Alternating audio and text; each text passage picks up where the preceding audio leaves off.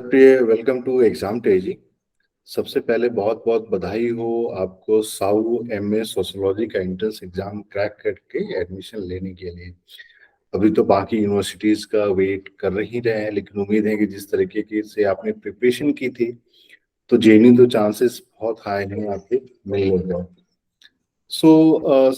सबसे पहले आप अपना एक छोटा सा इंट्रोडक्शन दे दें, इसके बाद जो है फिर हम लोग आपके प्रिपरेशन स्ट्रैटेजी जो थी उसके बारे में बातें करते हैं।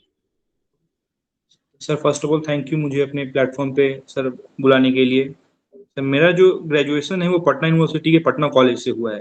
तो ग्रेजुएशन के टाइम पे ही जो है सो मास्टर्स करने का आगे का प्लान था। तो मास्टर्स के लिए मैंने सोचा दिल्ली को प्रेफरेंस देना चाहिए क्योंकि वहाँ पे अपॉर्चुनिटीज़ बहुत है। तो मैंने दिल्ली के जामिया यूनिवर्सिटी सीयूईटी और साउथ एशियन यूनिवर्सिटी का फॉर्म भरा। साउथ एशियन यूनिवर्सिटी का प्रिपरेशन किया। तो उसका उसमें 15 स्टूडेंट का ही जो एडमिशन होने का रहता है, पर उसमें 22 लाख उसका प्रिपरेशन के एग्जाम दिया, रिजल्ट आया, हो गया, तो उसमें एडमिशन ले लिया।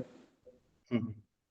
तो इसका फिर आपने प्रिपरेशन, जैसे अगर मैं बोलूं कि चलिए सीयूईटी का आपने प्रिपरेशन कब स्टार्ट किया, और उसी में फिर ये भी बताइएगा कि साउ के लिए फिर आपने अलग क्या किया। तो सबसे पहले, क्योंकि प्रिपरेशन जब होती है तो ऐसा तो होगा नहीं कि सीयूईटी या साउ के लिए अलग अलग किया होगा, कंबाइंड ही स्टार्ट किया होगा आपने, या फिर यस कुछ। सर। सो थर्ड ईयर के थर्ड ईयर में आने के बाद, मतलब आधा साल के बाद में, हमारे यहाँ पे ये सेमेस्टर वाइज नहीं होता है, ईयर वाइज एग्जाम होता है। तो थर्ड ईयर में ही इसका प्रिपरेशन के लिए स्टार्ट कर दिए थे स्ट्रेटजी बनाना। तो सर सीयूईटी या साउथ थोड़ा सा अलग है क्योंकि South Asian University SAARC nation का है, तो उसमें जो उसका क्वेश्चन का पूछने का तरीका दूसरा है। इसमें जो है तो कुछ मतलब थोड़ा सा ज्यादा वेटेज सार्क सार्क से क्वेश्चन पूछता है और बेसिकली रिलेटेड क्वेश्चंस हो जाते हैं। Yes sir.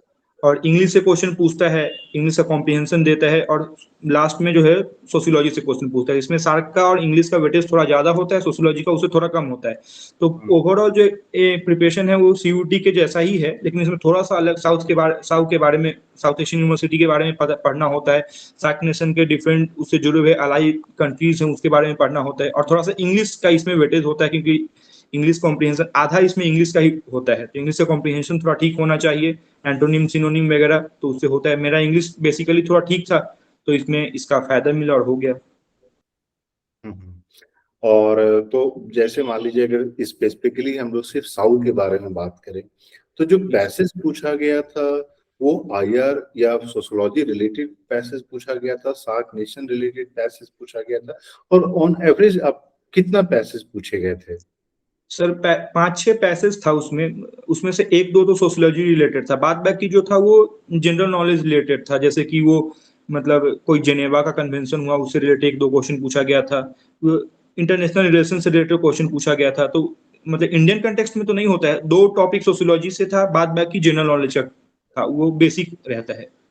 तो टोटल कितने क्वेश्चन पूछे गए थे, अगर हम लोग मान लीजिए पैसेज हटा देते हैं तो जो नॉन पैसेज टोटल कितने क्वेश्चन पूछे गए थे। सर तो 4 पैसेज होता है, तो चार का उसमें 4-5 क्वेश्चन पूछता है। बाद बाकी क्वेश्चन जो होता है वो 30 क्वेश्चन जो होता है वो सोशियोलॉजी और सार्क से रिलेटेड होता है। और यानी बाद बाकी 30 जो इधर हो गए, 20 क्वेश्चन उधर आपके पैसेज के हो गए, है ना। Yes sir. ठीक है। उस पैसेज और मतलब उस पैसेज में 10 क्वेश्चन एक्स्ट्रा कर देता है इंग्लिश के लिए, मतलब पैसेज से बाहर पूछता है, जैसे एंटोनिम सिनोनिम वगैरह पूछ लेता है। वो पैसेज में जो वर्ड्स हैं उसी के एंटोनिम सिनोनिम पूछ लिए जाते हैं या अलग से। नहीं, पैसेज के एंटोनिम सिनोनिम ही पूछे जाते हैं। कुछ इंग्लिश से क्वेश्चन होते हैं पैसेज से बाहर के होते हैं। ठीक है, ठीक है। और आपको क्या लगता है प्रिपरेशन के लिए 5 महीने से 6 महीने सफिशिएंट टाइम है, अगर हम बात करते हैं साउ के लिए, सीयूईटी के लिए।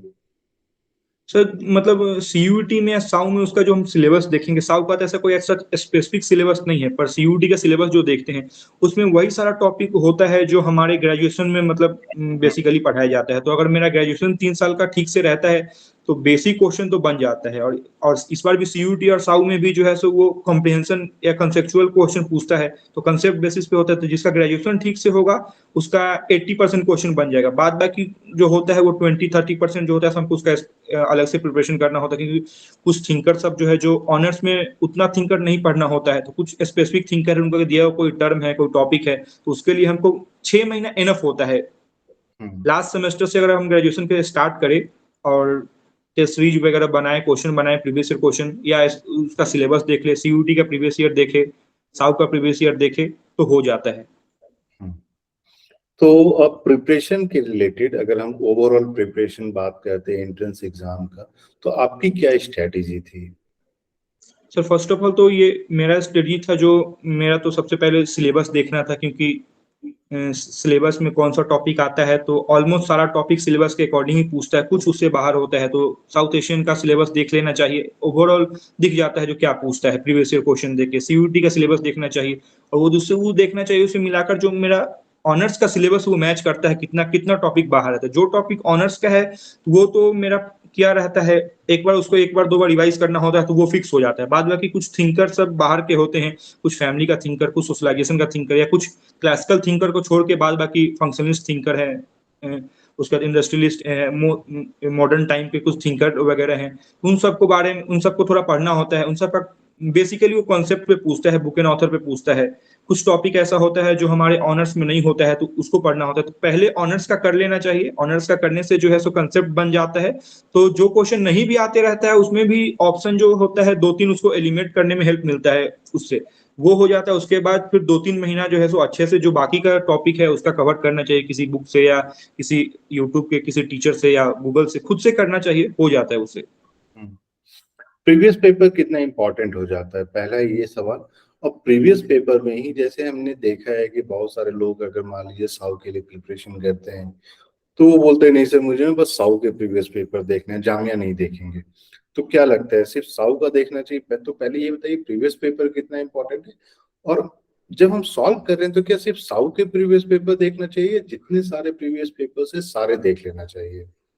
तो मेरा मानना है सर, प्रीवियस पेपर तो बहुत इंपॉर्टेंट है, मतलब ये 50-50 करके चले, मतलब अपना सिलेबस और प्रीवियस ईयर क्वेश्चन, तो जितना हमको अपने प्रिपरेशन पे टाइम देना चाहिए उतना ही जो है सो प्रीवियस ईयर क्वेश्चन पे देना चाहिए। और प्रीवियस ईयर क्वेश्चन में सीयूईटी का हो या पीछे जेएनयू का पूछा गया हो या साउ का हो या जामिया का हो, हर एक प्रीवियस ईयर क्वेश्चन को देखना चाहिए, उससे पता चलता है। अच्छा, कुछ टॉपिक जो है एज सच कोई टॉपिक तो होता नहीं है डिफाइंड जो इससे पूछेगा, सोशियोलॉजी का है तो उसका वास्ट है तो कहीं से भी पूछ सकता है, तो जामिया का देखना चाहिए, जेएनयू का देखना चाहिए, और उसका मतलब वो सॉल्व करना चाहिए, उसे उसे ये पता चल जाता है जो मेरा कौन सा टॉपिक कंप्लीट है कौन सा नहीं है। किसी टॉपिक के बारे में ये थिंकर मुझे नहीं पता था तो उसे वो सब एक मोटा माटी पता चलता है, उसे फिर एक अपना सिलेबस बनाना होता है, जो सीयूईटी दिया हुआ उसका तो क्रिस्प सिलेबस होता है, लेकिन उसी सिलेबस से क्वेश्चन नहीं पूछता है, उसे बाहर से भी पूछता है, तो उसका दायरा बहुत बड़ा होता है। तो कोशिश करना चाहिए जो अपने हिसाब से सारे जितने यूनिवर्सिटीज हैं उन सबका प्रीवियस ईयर क्वेश्चन बना के एक अपने हिसाब से सिलेबस बना के उसका प्रिपरेशन करना चाहिए।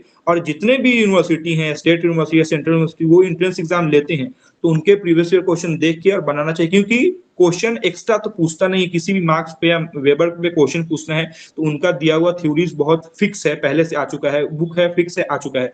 तो हम डिफरेंट यूनिवर्सिटीज का प्रीवियस ईयर बनाएंगे तो ऐसा होता है जो बहुत सारा क्वेश्चन जो है हर एक एग्जाम में, चाहे सीयूटी हो या जामिया हो या साहब, वो प्रीवियस ईयर क्वेश्चन पूछता ही है, तो बहुत सारा क्वेश्चन आने का चांस होता है, तो वो बहुत इंपॉर्टेंट, प्रीवियस ईयर क्वेश्चन तो बहुत ही इंपॉर्टेंट है। हम्म। जैसे हम लोगों ने जो पूरा कलेक्ट किया था तो अराउंड 7-8 यूनिवर्सिटीज हैं जिनके प्रीवियस पेपर्स हम लोग प्रोवाइड कर रहे थे। तो जितने भी स्टूडेंट थे जो हम लोगों का टेस्ट सीरीज ज्वाइन किए थे, तो उस टेस्ट सीरीज के साथ साथ हम लोग ने प्रीवियस पेपर्स भी दिया था, और सबको यही सजेस्ट किया था कि जब तक आप प्रीवियस पेपर नहीं देखिएगा आपको ये आइडिया नहीं मिलेगा कि हर एक टॉपिक से क्वेश्चंस कैसे पूछे जा रहे हैं। अलग अलग यूनिवर्सिटी का अलग अलग तरीका होता है क्वेश्चन पूछने का, डिफिकल्टी लेवल पैटर्न वेरी करता है। और आने वाले टाइम में जब आप अलग अलग यूनिवर्सिटी के प्रिपरेशन के लिए जब प्रीवियस पेपर आप सॉल्व करते हैं तो एटलीस्ट ये तो पता चल जाता है कि हर एक टॉपिक से कैसे कैसे क्वेश्चंस पूछे जा सकते हैं और किस डिफिकल्टी के क्वेश्चंस पूछे जा सकते हैं। और एक चीज तो जैसे हम लोगों ने देखा है कि साउ के लिए अब वो अलग बात है कि दिल्ली यूनिवर्सिटी का एंट्रेंस एग्जाम अब डिसकंटिन्यू कर दिया गया है, दिल्ली यूनिवर्सिटी भी सीयूईटी में आ गई है। लेकिन दिल्ली यूनिवर्सिटी में लास्ट 2-3 साल में क्या हुआ था कि उनके ना सिर्फ पैसेज बेस्ड क्वेश्चंस पूछे जा रहे थे। तो वो चीज भी हम लोगों ने बहुत सारे स्टूडेंट्स को सजेस्ट किया था कि आप एटलीस्ट दिल्ली यूनिवर्सिटी के क्वेश्चंस और उसको सॉल्व कीजिए। तो वो अलग बात है कितने स्टूडेंट ने उसको फॉलो किया नहीं किया। तो आपने सारा प्रीवियस पेपर सॉल्व किया था?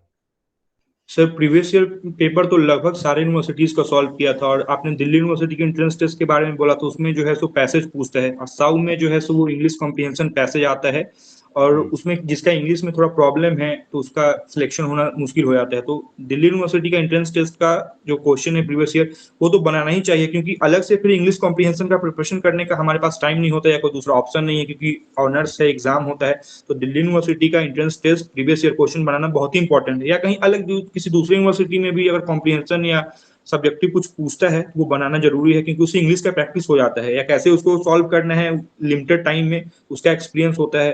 तो वो बहुत इंपॉर्टेंट है प्रीवियस ईयर क्वेश्चन, चाहे किसी भी यूनिवर्सिटी का हो। अगर क्योंकि मेरा थर्ड ईयर में कोई बच्चा प्रिपरेशन शुरू करता है, कोई स्टूडेंट, तो उसका तो ऑलमोस्ट सिलेबस कंप्लीट हो गया रहता है, तो उसको प्रीवियस ईयर क्वेश्चन बनाने में कोई प्रॉब्लम नहीं होता है।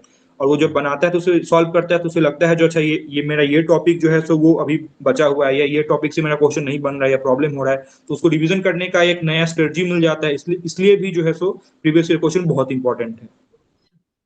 और फाइनली आते हैं टेस्ट सीरीज पे। तो आपने एग्जाम टेजी के द्वारा जो टेस्ट सीरीज प्रोवाइड किया गया था वो सारे टेस्ट सीरीज सॉल्व किया, तो वो कितना हेल्पफुल रहा आपके प्रिपरेशन में, आपकी प्रिपरेशन को इवेलुएट करने में? सर एग्जाम ट्रेजरी का टेस्ट सीरीज का मैंने सब्सक्रिप्शन लिया था, उसमें सर जितना भी टेस्ट सीरीज था मैंने मतलब एग्जाम आने से एक दो दिन पहले तक सबको सॉल्व कर दिया। और उसमें से जो मेन क्वेश्चन थे जो मुझसे नहीं बने थे, उसका भी मैंने पूरा रिवीजन किया, फिर से 2-3 बार उसका रिवीजन किया। वो बहुत इंपॉर्टेंट था, क्योंकि सर कितना भी प्रिपरेशन करने के बाद ये नहीं, खुद का इवेल्युएशन नहीं हो पाता है जो कैसे करे। तो टेस्ट सीरीज सॉल्व करने से ये लगता है अच्छा कुछ क्वेश्चन बना है, मतलब वो सीयूटी के बेसिस पे होता है या जामिया के बेसिस पे या साउ के बेसिस पे, आपका तो तीन चार डिफरेंट वैरायटी का हर एक यूनिवर्सिटी के हिसाब से टेस्ट सीरीज आया था। तो वीक में या डेली बनाना चाहिए, उससे जो है सो खुद का इवोल्यूशन होता है, पता चलता है अच्छा कुछ इतना क्वेश्चन बन गया, ये मेरा कट ऑफ से आगे है या पीछे है, तो फिर से उस जो टॉपिक का क्वेश्चन गलत हुआ उसका रिवीजन करना चाहिए। तो टेस्ट सीरीज जो एग्जाम के लास्ट लास्ट दिन तक सर मैंने आपका टेस्ट सीरीज सॉल्व किया था, इसी के कारण इसी से जो है सो मेरा एक तरह से कह सकते हैं जो साउ में इसका सिलेक्शन हुआ है। और जरूरी क्या है कि साउ के टेस्ट सीरीज के लिए जामिया का टेस्ट सीरीज नहीं सॉल्व करना चाहिए, या जामिया का भी सॉल्व कर लेना चाहिए? तो सबका सॉल्व करना चाहिए, क्योंकि सोशियोलॉजी का क्वेश्चन तो उसमें पूछता ही है सब जगह पे। सब्जेक्ट हम मास्टर्स में एग्जाम दे रहे हैं तो वो तो स्पेसिफिक सब्जेक्ट है सोशियोलॉजी, तो क्या एक्स्ट्रा तो कहीं पे कोई पूछेगा नहीं। तो साउ का भी बनाना चाहिए, जामी का भी बनाना चाहिए, सीयूटी का भी बनाना चाहिए, क्योंकि कोई स्टूडेंट सिर्फ साउ का तो एंट्रेंस देता नहीं, क्योंकि साउ में जो है इंडियन स्टूडेंट के लिए सीट फिक्स्ड होता है, तो वो नहीं होता है, पता होता है जो उसमें मेरा सिलेक्शन होगा या नहीं होगा। तो बच्चा सीयूटी का भी एग्जाम देता है, जामिया का भी देता है, और नहीं भी देता है तो प्रीवियस ईयर क्वेश्चन बनाएगा, टेस्ट सीरीज बनाएगा, तो सब सेम है। उससे जो है सो मतलब बेनिफिट ही होता है, उसे कहीं ना कहीं पे सिलेक्शन करने में हेल्प करता है। तो हर एक यूनिवर्सिटी का टेस्ट सीरीज या प्रीवियस ईयर क्वेश्चन बनाना बहुत जरूरी होता है। और जब आपने टेस्ट सीरीज सॉल्व किया जो एग्जाम टेजी के द्वारा प्रोवाइड किया गया था, तो क्या स्टैंडर्ड था टेस्ट सीरीज का? आप उससे खुश थे, नाराज थे? और अगर मान लीजिए आपकी तरफ से कुछ सजेशन रहेगा इम्प्रूवमेंट के लिए, तो क्या सजेशन रहेगा regarding test series and all? Sir test series sir मैंने आपका साउथ एशियन का भी लिया था, जामिया का भी लिया था, सीयूटी का भी लिया था सर। साउथ एशियन का भी मेरा एंट्रेंस जो है सो निकल गया है, जामिया का रिजल्ट आया है, उसमें भी जो सर अच्छा रैंक आया है। तो सर मतलब जैसा एंट्रेंस टेस्ट पूछा जाता है उसी पैरामीटर पे आपका टेस्ट सीरीज होता है। एक तरह से कहें तो वो एक डमी टेस्ट ही होता है, एंट्रेंस एग्जाम ही होता है। तो वो उसका जो स्टैंडर्ड है एकदम परफेक्ट है, और दूसरे भी स्टूडेंट को जो है सो सर एग्जाम ट्रेजरी का टेस्ट सीरीज लेना चाहिए, वो परफेक्ट होता है स्टूडेंट को प्रैक्टिस करने के लिए। एग्जाम तक जो है सो वो ऑलमोस्ट रेडी कर देता है एंट्रेंस में बैठने के लिए, और उसके हिसाब से जो है सो एंट्रेंस निकलता भी है। तो फाइनली एक सजेशन एग्जाम ट्रेजी के तरह के लिए आपकी तरफ से क्या होगा? तो जो आप सर सोशियोलॉजी का सर बहुत सारा सर मेरा एजुकेशन ग्रेजुएशन पटना यूनिवर्सिटी से हुआ है, तो यहाँ पे अक्सर कोई वैसा सीयूटी का या जामिया का या साव का प्रिपरेशन नहीं होता है, तो उसको बच्चों को ऑनलाइन ही उस पर जाना पड़ता है। तो आप सर सोशियोलॉजी का जो है सो मतलब स्टार्ट कराइए प्रिपरेशन, अगले साल के जो बच्चे हैं जो जुड़ना चाहते हैं उनके लिए इसका फायदा होगा।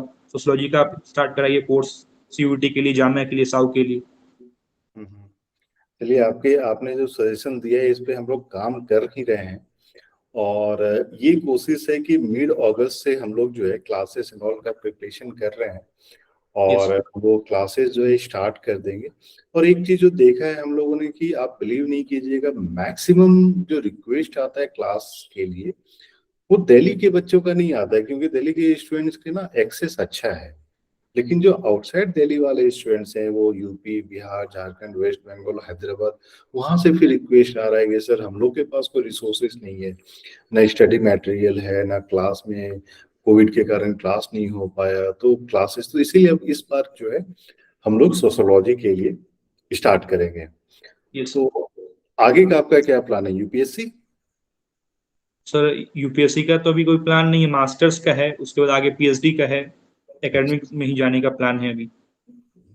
चलिए, बहुत कम ऐसे लोग होते हैं जो एकेडमिकली आगे बढ़ना चाहते हैं, और मैं उम्मीद करता हूं कि आप इसमें 100% सक्सेसफुल रहिएगा। Thank you so sir. Priya ji, जुड़ने के लिए बहुत बहुत धन्यवाद। आपने जो चीजें बताई है, मैं उम्मीद करता हूं कि आने वाले टाइम में जितने भी स्टूडेंट एमएस सोशियोलॉजी के लिए अलग अलग यूनिवर्सिटीज के लिए प्रिपरेशन कर रहे हैं, आपकी बात जो आपने बताई है, सजेशन दिया है, वो सुनेंगे, मानेंगे, और वो भी सक्सेस के रूप में आगे बढ़ते चले जाएंगे। थैंक अपना you sir, thank you so much. बहुत धन्यवाद।